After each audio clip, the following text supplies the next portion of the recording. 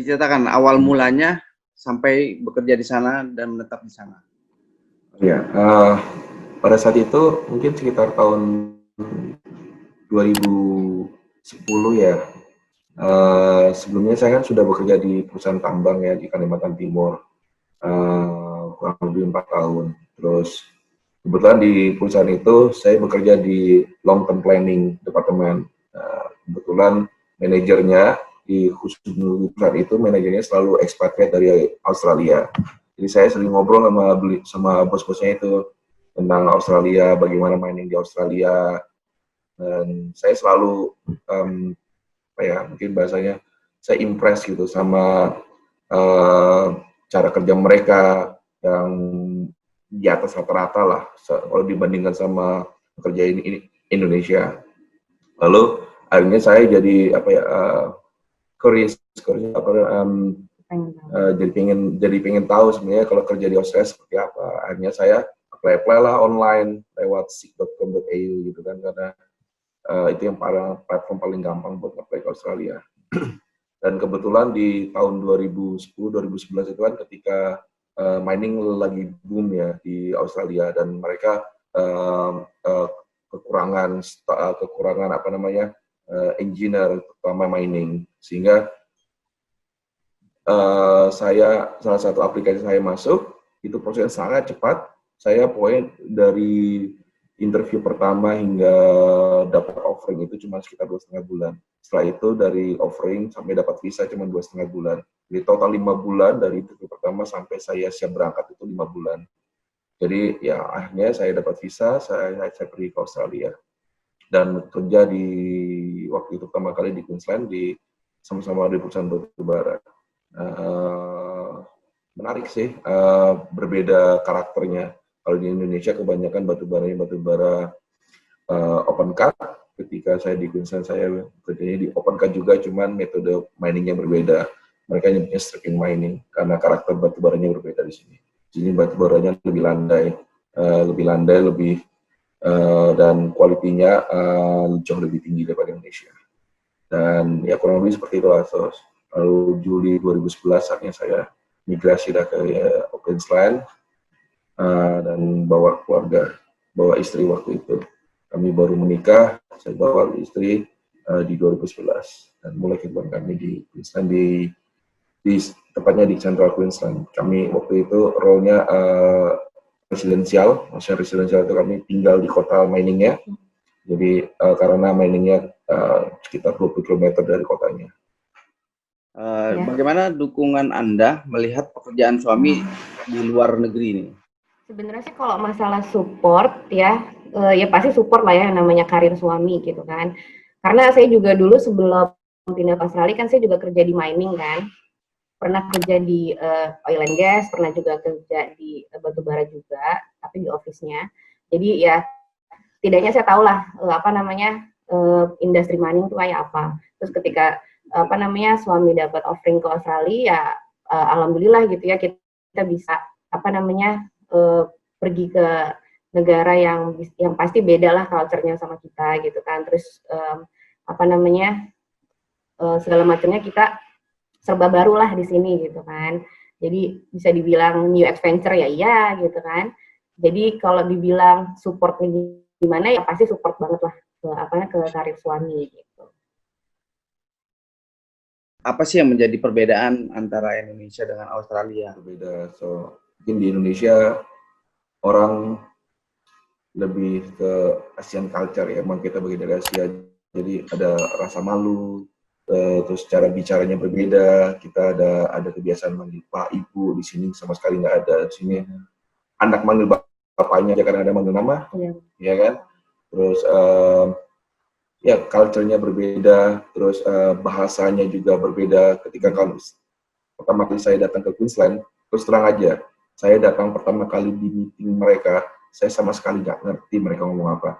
Karena mereka pakai bahasa Inggris, karena kan di Indonesia kita kebanyakan American, ya? Belajar Inggris, tapi Inggrisnya Inggris American. Nah, sedangkan di sini Australian English, dan berbeda di Queensland itu mereka lebih sering menggunakan bahasa slang yang suka disingkat-singkat. Jadi kadang-kadang harus adjust, terus cara bicaranya juga sedikit relatif lebih cepat.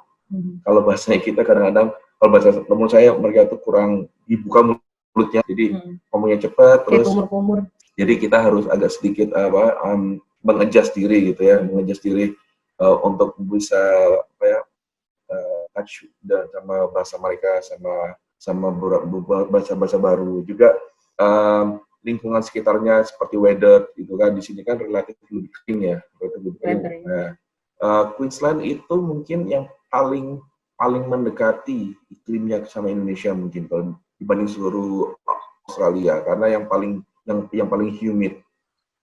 Tapi tetap aja dibanding Indonesia masih jauh lebih kering. Jadi kebanyakan orang Indonesia pertama kali datang ke Australia, mereka keluhannya pertama adalah kulit kering, terutama ya di musim-musim kalau di Queensland itu ketika winter itu winternya dry. Musim dinginnya kering banget. Berbeda kalau di tempat kami yang sekarang di Australia, winternya wet. Jadi hujannya ketika musim dingin. Kalau di Queensland, hujan itu ketika di musim panas. Jadi ketika winter itu benar-benar dry. Jadi adjust sama hal-hal seperti itu. Juga sama culture kerja. Mungkin kalau di Indonesia, yang saya rasakan, satu pekerjaan di Queensland, satu pekerjaan di Australia sini buat satu orang engineer, mungkin kalau di Indonesia bisa dikerjakan 3-4 orang. Jadi di sini kita jadi lebih apa ya, kita emang harus sedikit kerja lebih banyak gitu ya. Orangnya nggak sebanyak di Indonesia. Kayak tempat saya bekerja kemarin di Queensland itu mungkin satu perusahaan mungkin nggak lebih dari 2.000 orang total semuanya. Ini kalau di Indonesia bisa sampai puluhan ribu pekerjanya. Jadi jadi yang itu saya bilang mungkin kalau di bagian technical service satu orang mungkin bisa mengerjakan 3-4 pekerjaan. Kalau skup pekerjaan menurut saya, skup pekerjaan di mining engineer di Indonesia mungkin 3-4. Jadi ya saya menikmati, saya belajar banyak. Syukurnya alhamdulillah pada saat itu di tempat saya bekerja ada beberapa teman orang Indonesia yang membantu adaptasi juga. Jadi ya nggak begitu apa ya, merasa seperti sendirian. Dan kebetulan juga di lingkungan rumah tadi karena ada teman-teman Indonesia, ada keluarga Indonesia membantu kami untuk beradaptasi ke sama culture sekitar. Karena kita tinggalnya kebetulan benar-benar di area yang sangat remote, kita agak jauh ya waktu itu dari shopping center yang besar. Jadi culture-nya di saat itu ya setiap kali weekend kami biasanya traveling 3-4 jam mungkin hanya untuk sambil rekreasi, sambil shopping. Saya juga manfaatkan untuk kesempatan untuk beribadah, saya seperti Jumatan atau berkunjung mencari, buat kami yang Muslim, kami mencari bahan-bahan makanan yang halal untuk kami stok di freezer, semacam itu. Mbak? Ya, ya gitu sih. Jadi karena kan kita tinggalnya di mining town yang which is itu kan jauh dari kota besar gitu kan. Ya kendalanya itu sih kita karena kita kebutuhan akan halal meat gitu kan, daging halal apa segala yang halal, ya kita harus ke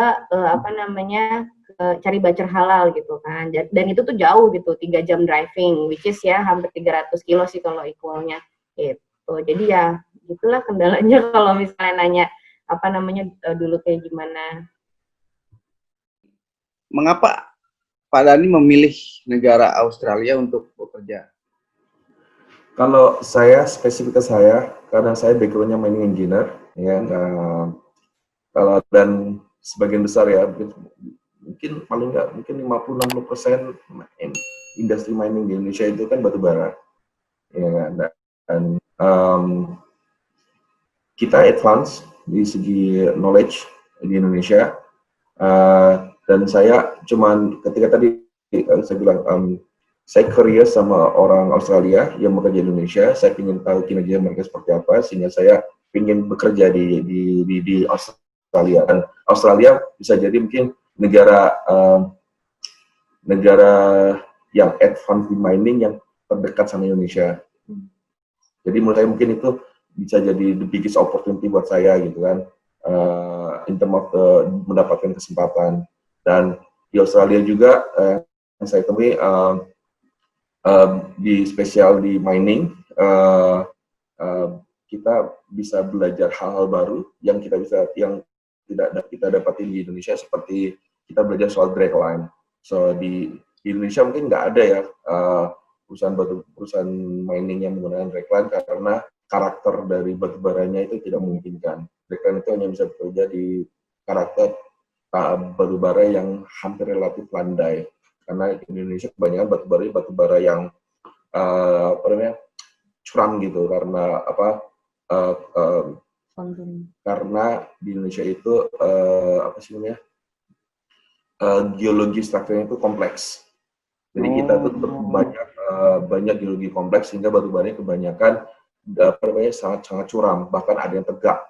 Nah, sedangkan sangat berbeda sama di Australia, batu bara itu relatif landai, karena di Indonesia kan banyak gempa, banyak vulkanik, ya. Sedangkan di Australia hampir nggak ada, sangat minim, sehingga batu baranya itu hampir landai, memungkinkan untuk menggunakan dragline. Dan hal lain yang saya nikmatin juga adalah ketika sekarang saya berpindah komoditi dari batu bara ke iron ore, saya juga menikmati pengetahuan baru, karena di iron ore seperti di sini sangat berbeda ya, hal mungkin yang nggak bisa kita dapatkan di Indonesia juga.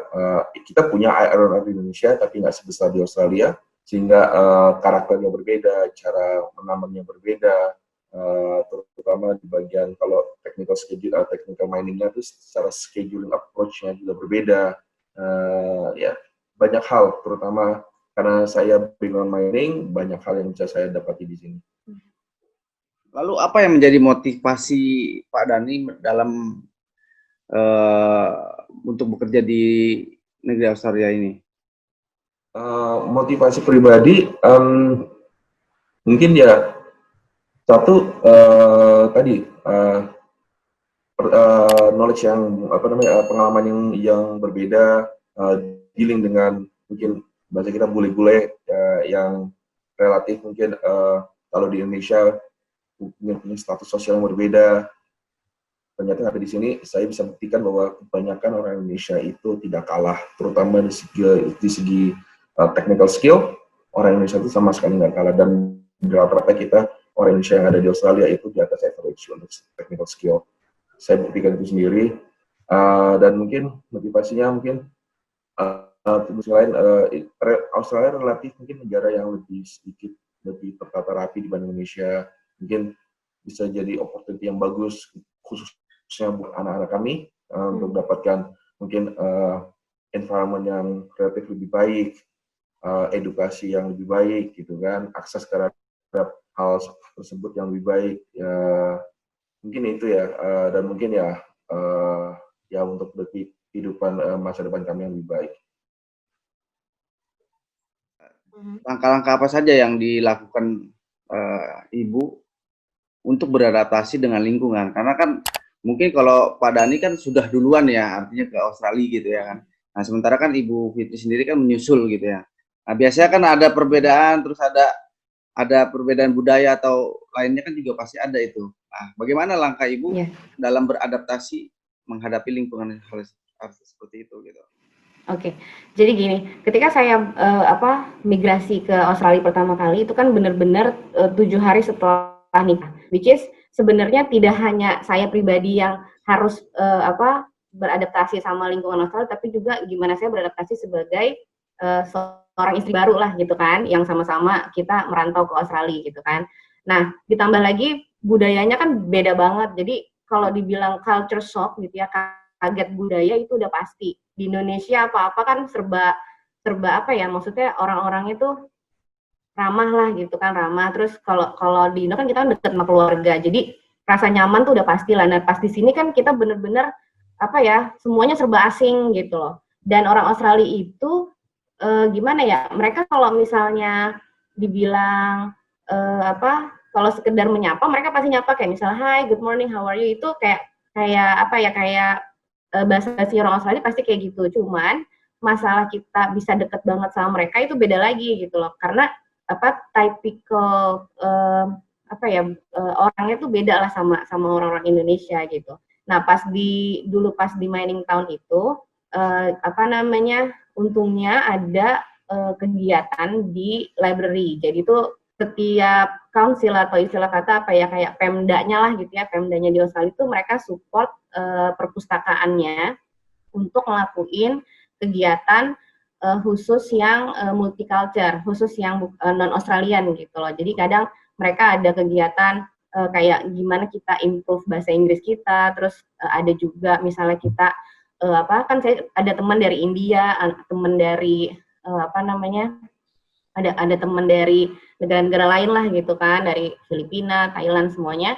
Nah itu tuh kita tuh dikasih wadah gitu kan untuk kita bisa ketemu setiap seminggu sekali, terus kita sharing makanan kita gitu kan, sharing kayak dari Indonesia makanannya apa sih, terus dari Filipina makanannya apa, terus dari India makanannya apa. Jadi khusus untuk multicultural itu mereka support gitu loh. Itu sih yang ngebantu banget kita bisa join community lah istilah kata gitu. Terus untungnya kalau misalnya kita punya anak itu jadi jembatan kita untuk bersosialisasi gitu loh. Jadi kita kan kalau di Indonesia kan mungkin sama tetangga kita main datang gitu ya, assalamualaikum datang gitu. Karena kalau di sini nggak bisa, kita itu harus appointment. Kalau misalnya kita mau ke rumah orang, nggak bisa total langsung gedor-gedor rumah orang, ketok-ketok. Itu bisa jadi mereka tuh ngerasa terganggu gitu loh. Jadi kita harus bikin janji dulu kalau kita mau ke rumah dia itu mereka baru bisa ngasih tahu kan, oh ya datang aja ke rumahku jam sekian atau apa. Jadi nggak bisa main tiba-tiba assalamualaikum, kenalin nih si tetangga baru atau apa. Itu buat mereka tuh aneh gitu. Itu beda banget deh sama di Indonesia gitu. Jadi dengan kita punya anak itu jadi jembatan kita untuk kenal sama ibunya teman anak kita gitu. Itu salah satu cara kita untuk bisa join community kayak gitu sih. Lalu apa sih yang paling terkesan selama tinggal di Australia? Yang saya suka dari kehidupan di Australia itu adalah sistem pendidikannya. Itu yang agak berbeda ya kalau sama Indonesia. So, kebetulan kita punya 3 anak, 2 anak sudah masuk sekolah full time, dan satu hal yang saya suka ketika saya dapat report dari sekolah itu, mereka tidak ada sistem ranking di sini. Jadi setiap untuk elementary school nggak ada sistem ranking, jadi mereka nggak ada ranking 1, 2, 3 seperti di Indonesia. Jadi anak itu tidak terpacu untuk berkompetisi untuk hanya sekedar mendapatkan nilai. Nah, dan lebih dilihat ke bakat. Jadi dan guru itu lebih melihat kasus anak itu tuh per individu. Iya, masing-masing. Jadi misalnya karena yang saya percaya semua anak itu kan unik. Tidak semua anak itu harus pintar matematika, tidak semua anak harus pintar fisika, tidak semua anak harus pintar art gitu kan. Mungkin satu hal dia anak bisa jadi bagus matematikanya, nanti oleh gurunya akan ditambahin itu exercise untuk matematika. Mungkin kalau anak yang kelihatan punya bakat di bidang art gitu kan, mungkin akan ditambah mungkin hours mungkin atau disuggest orang tuanya untuk dapat ekstra mungkin di luar sekolah seperti itu. Jadi itu yang saya suka. Jadi tidak ada semacam dorongan harus untuk menjadi nomor 1 berdasarkan ranking, sehingga anak jadi jadi dia tanpa beban sih ya belajar itu jadinya. Jadi lebih menikmatin proses. Terus mungkin hal lain selain edukasi, menurut saya yang bagus di sini adalah ketika kita dealing sama government itu kita merasa adil, diberlakukan adil gitu, maksudnya tidak ada yang lebih, tidak ada yang kurang, semuanya by the rule, semua hal, hampir semua aturan itu bisa diakses online. Beberapa hal emang harus bertatap muka, misalnya kita bikin driving license, bahkan kadang-kadang kalau misalnya kita driving license sudah ada, kita bisa extend online dan kita nggak perlu datang dan nanti driving license-nya bisa dikirimkan ke rumah. Jadi merasa lebih adil aja, semua hal itu diberikan adil dan jelas aturannya. Jadi tidak ada abu-abu, tidak ada perbedaan perlakuan lah gitu. Dan itu yang mungkin membuat orang kita sebagai imigran yang datang ke negeri Australia ini menjadi lebih nyaman karena kita diperlakukan adil, diperlakukan sama dengan penduduk setempat. Ya, sistemnya dipermudah ya dia. Ya. Ya kalau kesan, kalau saya lebih concern ke ini ya,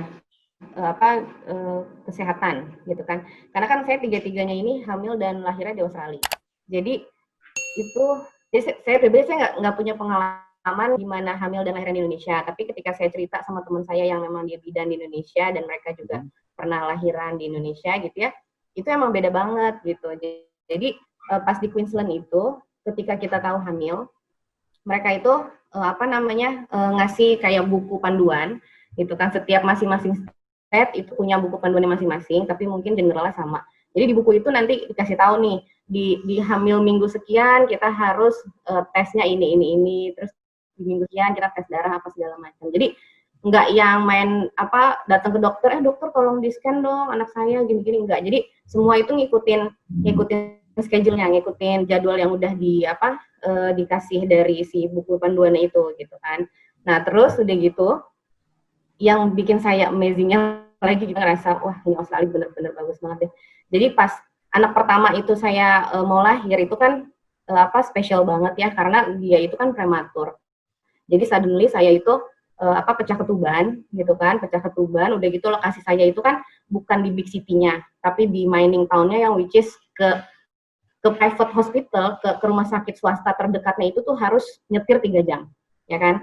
Nah, ketika itu saya panik banget karena anak pertama juga nggak ada pengalaman, terus kita telepon kan kita udah nge-book rumah sakit swasta yang 3 jam dari rumah itu.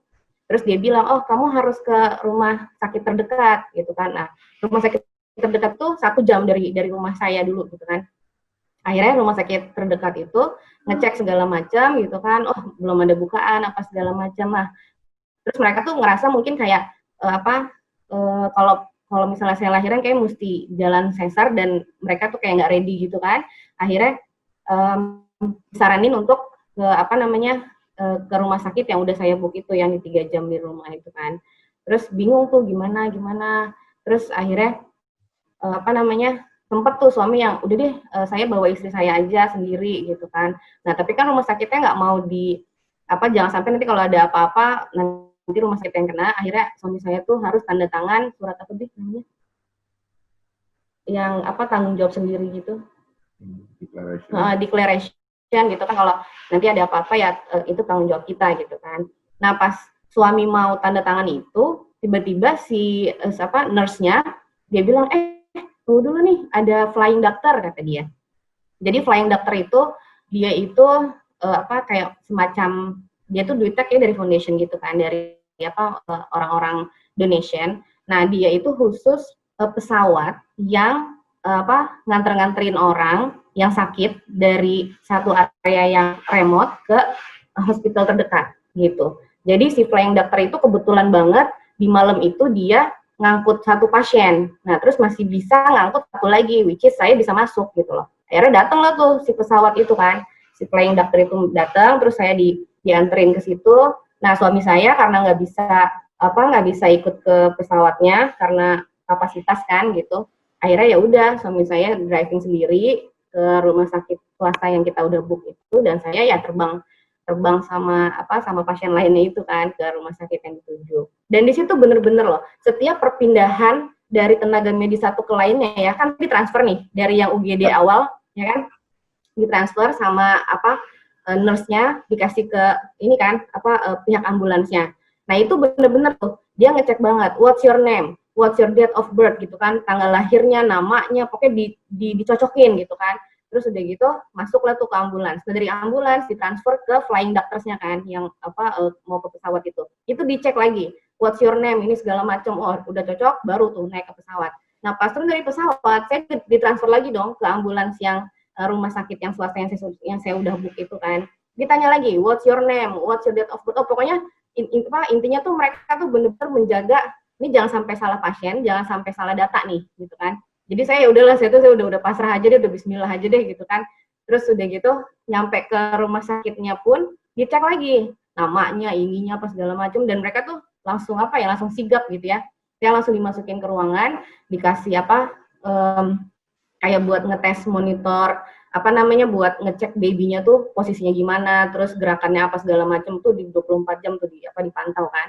Akhirnya ya udah besokannya itu dikasih tindakan emang harus sesar kan, karena nggak ada jalan buat normal. Jadi itu bener-bener bikin saya tuh salut banget sama pelayanan kesehatan di Australia ini gitu. Itu salah satu yang bikin saya amazing banget gitu. Sejauh ini selama pandemi COVID-19, apa saja sih perubahan-perubahan yang terjadi di negara Australia gitu? Kebetulan pas di COVID ini kita udah domisilinya di Western Australia, jadi yang mungkin informasi bisa kita sampaikan adalah yang bagaimana pemerintah Western Australia menangani COVID ini ya. Karena kebetulan Western Australia mungkin salah satu state yang paling baik ya, yang paling cepat bereaksi terhadap COVID-19 ini. Ketika COVID-19 ini mulai masuk ke Australia, di Premier Western Australia itu mereka langsung membuat kayak semacam stage pencegahan ya. Mereka punya phase 1, phase 2, phase 3. Sekarang kita udah di phase 4. Jadi ketika phase 1 itu restriction-nya itu hanya boleh orang gathering, berkumpul itu 10 orang, terus social distancing dan segala macam. Lalu ketika dan yang saya lihat, data yang saya lihat itu di Western Australia ini mereka melakukan tes PCR-nya itu dengan jumlah yang sangat besar. Mungkin prosentasenya lumayan tinggi ya dibanding jumlah penduduknya. Di Western Australia aja itu mungkin per sekarang itu udah lebih dari 250.000 orang mungkin sudah dites. Compare to jumlah penduduk Western Australia mungkin itu persentasenya sangat tinggi ya. Jadi mereka melakukan tes yang banyak sehingga mereka benar-benar tahu, mereka bisa mapping orang-orang mana aja yang terjangkit dan itu langsung diisolasi. Dan mungkin karena kebetulan di Western Australia ini secara geografis ya, state yang mungkin agak terpisah dibandingkan state yang lain. Jadi kebanyakan kasus COVID-19 di Western Australia itu adalah karena orang pendatang. Jadi bukan satu orang masuk ke dalam Western Australia lalu menyebarkan banyak gitu. Enggak, jadi kebanyakan mereka pendatang, tapi karena sistemnya udah baik dari awal, setiap yang datang langsung dikarantin selama 2 minggu. Jadi kebanyakan kasus aktifnya itu tuh hanya dari pendatang, misalnya citizen dari overseas atau resident dari state lain yang datang ke Western Australia. Nah, sekarang ini kita sudah masuk ke phase 4 ya. Di phase 4 ini sudah nggak ada lagi restriction gathering buat di outdoor, tapi untuk gathering indoor kita dibatasi dengan aturan 2 meter persegi untuk menghitung capacity. Jadi misalnya kita punya gathering di dalam suatu aula gitu, aulanya berapa luasnya dibagi 2 meter persegi, itulah jumlah orang yang bisa ada di dalam situ. Itu salah satu restriction yang diberlakukan di Western Australia dan so far sangat baik sekali di sini dan mungkin kebetulan juga mungkin sebagian besar pekerjaan di Western Australia itu bisa diberlakukan di rumah, jadi banyak orang yang working from home, tidak ada masalah, kita punya fasilitas internet yang cukup baik di sini, bisa mensupport seperti saya, walaupun saya mining engineer, kebetulan pada saat itu saya kerja di site, akhirnya saya dibolehkan kerja dari rumah, saya bisa akses semua pekerjaan saya dari laptop dari rumah, jadi tidak ada masalah sama sekali dan relatif orang-orangnya mengikuti aturan ya, ketika awal-awal ketika phase 1, phase 2, kita masih boleh tuh pergi ke store, tapi emang dibatasi. Jadi hanya ketika sangat-sangat butuh ke shopping center, kita baru pergi belanja. Jadi tiap hari pergi ke shopping center. Dan kita bisa lihat bagaimana orang itu berusaha untuk proaktif ketika mereka di ruang umum gitu, di ruang publik, seperti mereka pakai hand sanitizer, terus mereka benar-benar menjaga jarak.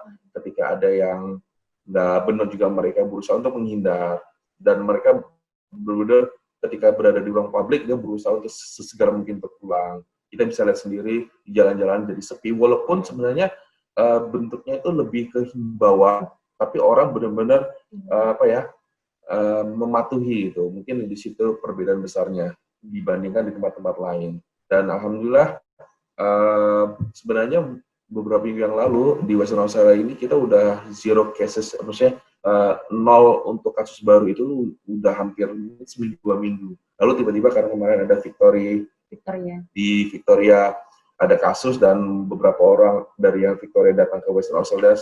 Nah sekarang jumlah kasus aktifnya agak-agak bertambah. Jadi sedikit agak meningkat beberapa seminggu terakhir ini.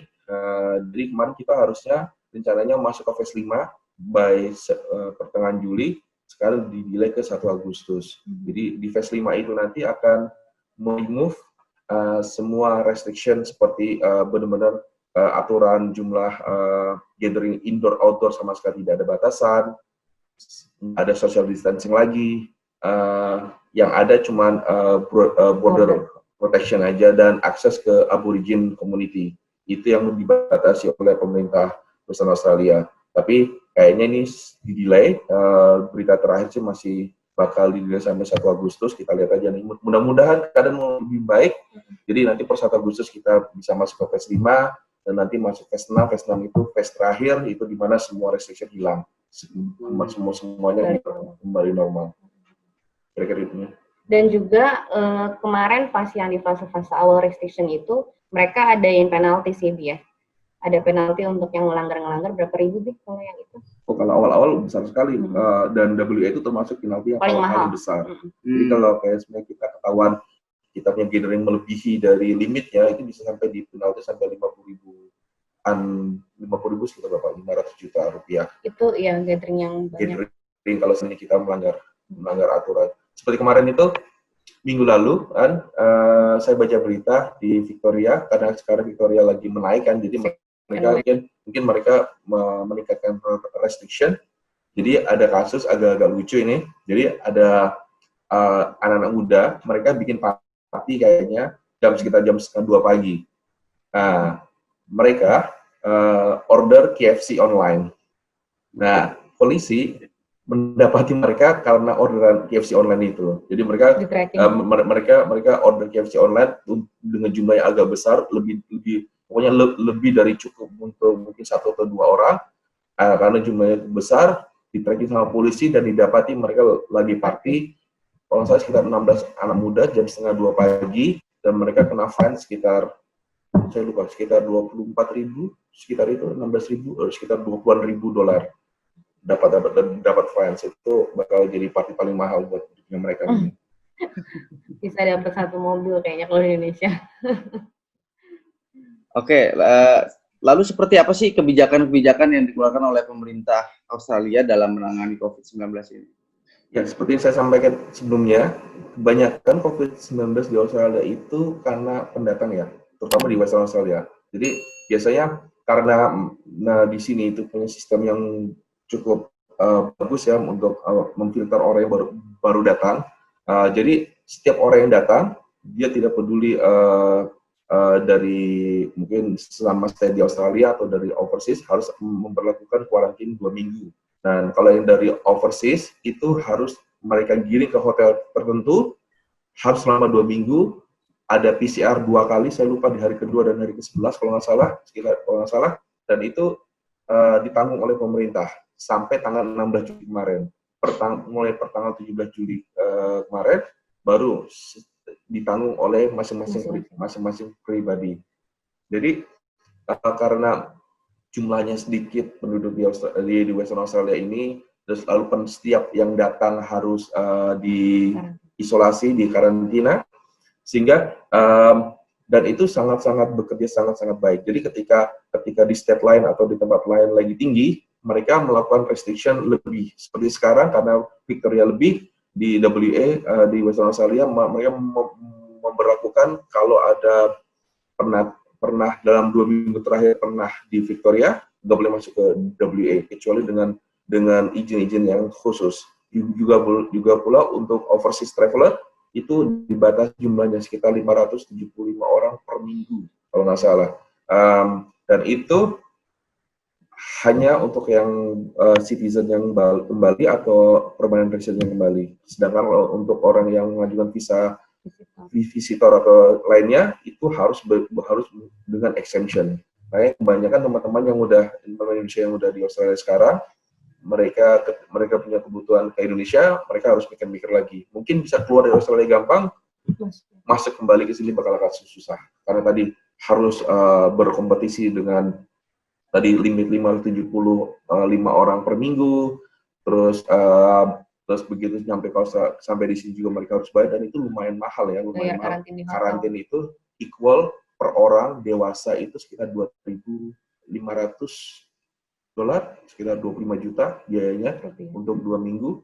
Kalau untuk keluarga, 2 dewasa, 2 anak itu sampai 5.250, sekitar 50 juta rupiah biayanya, dan itu harus ditanggung oleh si travelernya. Nah, jadi membuat tidak mudah. Memang ini tidak nyaman untuk semua orang, tapi ini untuk kebaikan bersama di Western Australia. Untuk aturan-aturan baru kan biasanya dikeluarkan tuh oleh masing-masing pihak sekolah ya.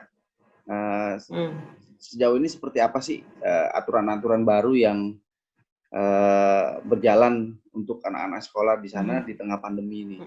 Ya, jadi kalau yang awal-awal restriction yang 1-2 itu emang ini sih ya, banyak banget yang beda gitu. Jadi dulu tuh pas lagi term 2 deh, sekitar bulan Maret gitu kan, itu sekolahan ngasih pilihan ke orang tua muridnya, mau ngirim anaknya ke sekolah atau mau di rumah aja gitu kan. Nah, kalau yang di rumah aja dia harus ngasih tahu ke sekolah kan, ngasih tahu gurunya, nanti dikasih tugas-tugasnya by online gitu kan, ada aplikasinya kayak gitu. Nah, terus udah gitu pas udah mulai mungkin kurvanya udah sedikit melandai yang COVID ini, akhirnya kayak departemen kesehatannya lah ya, yang di WA ini di Western Australia, dia rekomen untuk sekolah bisa buka dengan beberapa aturan gitu kan, dengan protokol kesehatan gitu kan. Jadi orang tua itu udah nggak bisa ngantri anaknya ke dalam sekolah, jadi bener-bener kita ngedrop anak di depan gerbang. Dan kebetulan sekolah anak saya itu luas ya, jadi dia gerbangnya ada banyak tuh, pintu masuk gate-nya tuh ada banyak, ada 1, 2, 3, 4, ada 5.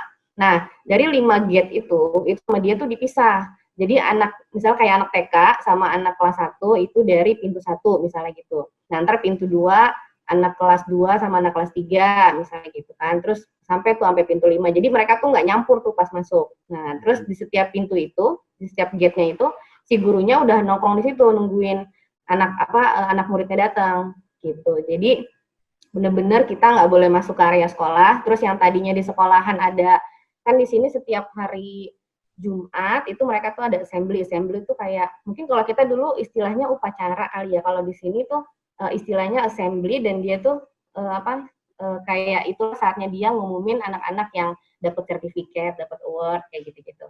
Nah, dulu tuh kan orang tua bisa masuk tuh ke ruangan assembly-nya, ke hall-nya gitu kan, menghadiri acara itu. Sekarang udah ditiadakan gitu loh. Jadi udah nggak ada lagi assembly di sekolah.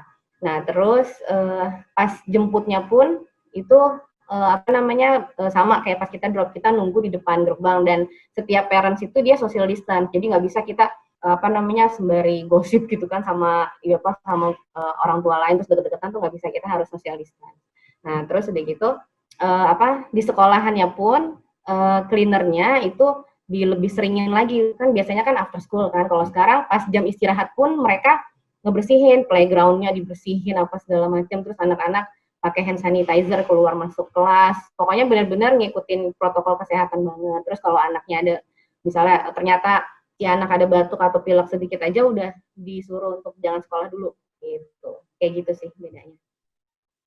Oke, lalu apa yang menjadi kendala dalam aturan-aturan baru di sekolah tersebut? Kalau kendala sih ya sebenarnya sih nggak terlalu banyak, cuman kalau misalnya kita ada butuh untuk komunikasi sama sama gurunya, misalnya saya punya concern ke anak saya nih pelajarannya gimana gitu kan, atau nanyain tentang PR-nya gitu kan. Biasanya kan kalau sebelum COVID kita tinggal ngomong sama gurunya before atau after school kan, kayak misalnya ketika mau jemput anak, terus kita nungguin depan pintu gitu kan, terus langsung ngobrol sama gurunya, bahas tentang anak kita. Nah, sekarang kan karena kitanya nggak boleh masuk lingkungan sekolah, jadi rada susah tuh untuk tektokan sama gurunya gitu, untuk bener-bener ngomong langsung. Jadi paling via aplikasi lagi gitu, kita kalau mau ngomongin tentang apa progresnya anak atau apa PR anak gitu lewat aplikasi lagi. Jadi semua tuh kayak serba online aja gitu sekarang. Itu sih bedanya. Langkah apa sih yang dilakukan KJRI di Australia ini dalam menghimbau warga negara Indonesia yang berada di Australia di tengah pandemi ini? Terus terang aja, kalau keluarga kami kurang begitu banyak diri sama KBRI ya. KJRI sekali dalam hal ini. Karena mungkin karena aturan yang mengenai COVID-19 ini dari pemerintah setempatnya itu udah sangat-sangat baik, sangat jelas, ya kan, dan ya kita juga dengan senang hati mengikuti. Jadi sejauh yang saya ingat sih dari KJRI mereka hanya menghimbau untuk mengikuti aturan dan ini di dalam bentuk bahasa Indonesia ya, sama dia dan jika kalau ada masalah mereka menyediakan hotline nomor, dan kebetulan di WS ini komunitas Indonesia sangat besar, sehingga biasanya sih kalau ada teman-teman yang mungkin terkena impact, terutama mungkin karena COVID-19 kan, mungkin ada beberapa teman kan, mungkin terutama teman-teman yang student, teman-teman yang di sini yang sedang belajar master atau belajar mungkin PhD di sini, terus mereka yang bawa keluarga kan, terus biasanya mungkin mereka punya part time sebagai bekerja yang kasual gitu kan, mereka terkena impact karena beberapa tempat ditutup ya, jadi mereka kehilangan pekerjaan sehingga mungkin sedikit masalah secara ekonomi. Biasanya kami secara komunitas kami saling membantu, dan saya yakin KJRI juga membantu ya. Beberapa, karena saya tahu beberapa komunitas di sini kami mengumpulkan donasi, lalu kami men-sharing, kami mendata teman-teman yang mendapat yang mungkin yang kebetulan sedang tertimpa masalah karena COVID-19 ini, terutama ekonomi. Ya, ada yang lain? Ya itu sih paling biasanya memang KJRI dia bikin versi bahasa Indonesianya. Kan kalau dari Australia kan versi bahasa Inggris tuh, apa peraturannya segala macam. Nah nanti sama KJRI itu dibikin versi bahasa Indonesianya, ya kan, pakai kopnya KJRI, terus di-sharing ke komunitas Indonesia di sini. Ya itu dia tadi di bawahnya dia kasih hotline segala macam kayak gitu. Jadi ya inilah apa namanya updated lah gitu KJRI-nya sama semua peraturan di Australia. Bagaimana perhatian pemerintah terhadap warga negara Indonesia di masa pandemi ini? Mungkin khusus mungkin di tempat kami karena nggak begitu banyak masalah tentang COVID ini, karena semua orang mengikuti aturan, dan mungkin dari KJRI sendiri mungkin tidak banyak ya, kecuali yang kami sampaikan sebelumnya, yaitu memberikan himbauan dan memberikan hotline jika ada masalah. Mungkin ketika restriction sudah sedikit terbuka, dan kita kemarin mungkin sekitar bulan lalu ya, kita ada semacam gathering tapi masih terbatas. KJRI ikut mensupport kegiatan-kegiatan komunitas Indonesia, seperti mereka datang, ibu konjennya juga ikut berpartisipasi dalam acara tersebut. Terus sejauh yang saya tahu sih KJRI support ya semua grup komunitas Indonesia yang ada di Perth sini, dan sangat-sangat baik gitu. Menurut saya sih nggak ada masalah, dan so far so good. Dan ya COVID-19 di sini mungkin mungkin salah satu kasus yang terbaik mungkin di dunia dalam hal penanganan. Oh, terus satu lagi, ketika udah mulai restriction-nya agak sedikit dibuka, terus kan restoran gitu kan udah mulai boleh beroperasi. Nah, kan ada beberapa teman Indonesia kita yang memang dia punya bisnis restoran di Perth kan. Nah, si Ibu Konjen ini baik banget gitu, dia rajin gitu, dia datang ke salah satu restoran punya orang Indonesia gitu kan. Terus mungkin itu caranya dia untuk mensupport ya, salah satu cara dia untuk mensupport orang Indonesia yang punya usaha di sini di saat corona ini gitu kan. Jadi dia datang, dia beli di situ. Nah itu bagus sih gitu, maksudnya itu salah satu bentuk perhatian dari KJRI untuk warga kita di sini. Harapannya nih ke depan mengenai COVID-19 ini dan kehidupan di Australia juga gitu. Ya, kalau harapan kami mungkin sama seperti yang lain ya, berharap semoga COVID-19 pandemi ini cepat berakhir dengan cara apapun lah, ya. Mungkin masing-masing negara, Australia, Indonesia, negara maupun dunia bisa menemukan solusi masing-masing karena masing-masing negara punya masalahnya masing-masing, ataupun mungkin apa namanya, antivirusnya bisa ditemukan, dan kehidupan menjadi normal kembali, tidak ada restriction lagi, dan teman-teman yang terkena COVID-19 juga cepat sembuh, ya, dan roda ekonomi kembali berjalan normal kembali, dan kita bisa jalan-jalan lagi. Dan kalau saya pribadi, sama mungkin dengan warga-warga Indonesia yang sedang merantau di luar negeri ya, yang biasa kita kan minimal gitu ya, setahun sekali kita pasti mudik ke Indonesia, ketemu orang tua, keluarga, dan segala macam.